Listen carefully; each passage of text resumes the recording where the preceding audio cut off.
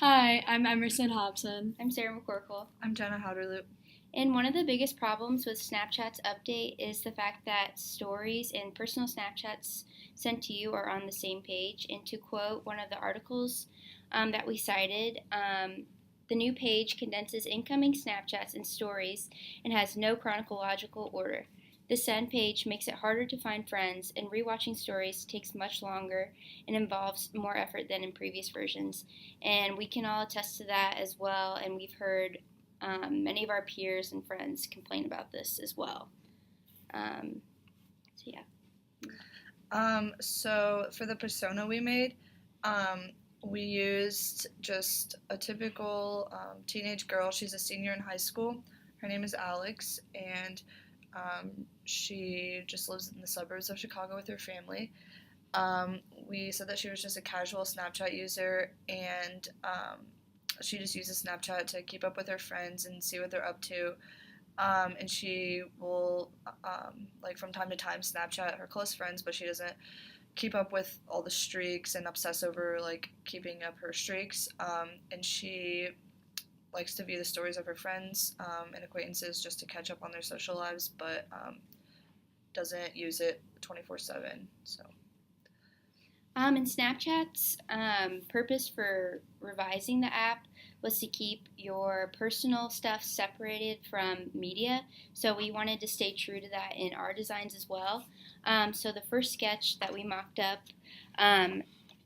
this is all on one page. So you have your personal messages, and then you have your stories. So you can scroll through each separately. That way everything's on one page and it's not intermixed. And then for our second sketch,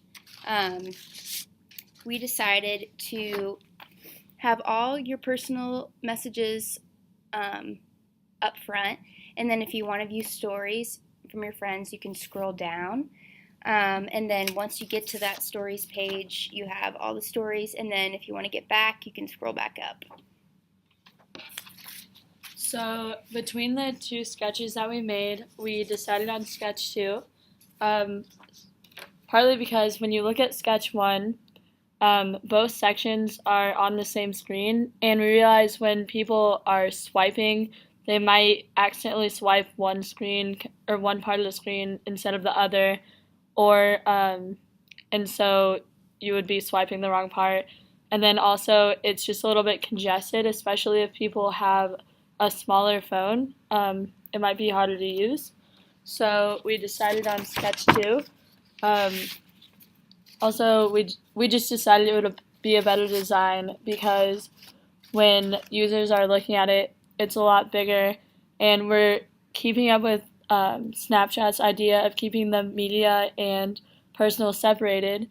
So all you have to do is swipe down, and it just makes it a lot simpler, but not as confusing as the new update. So for our usability test, we we started on the screen with the just the main screen where you take the picture from, and we asked my roommate 2 questions. We asked her to get to her stories, and we asked her to get to her her messages.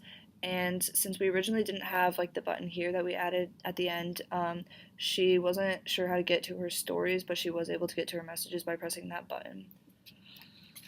So when we went back and redesigned our new sketch, we decided to add a little nifty button right here because Snapchat already has a button for the stories and messages on there. So users are used to navigating with those buttons. So if someone is confused about swiping up, they can also hit the stories button there. So it just makes it a lot simpler and foolproof.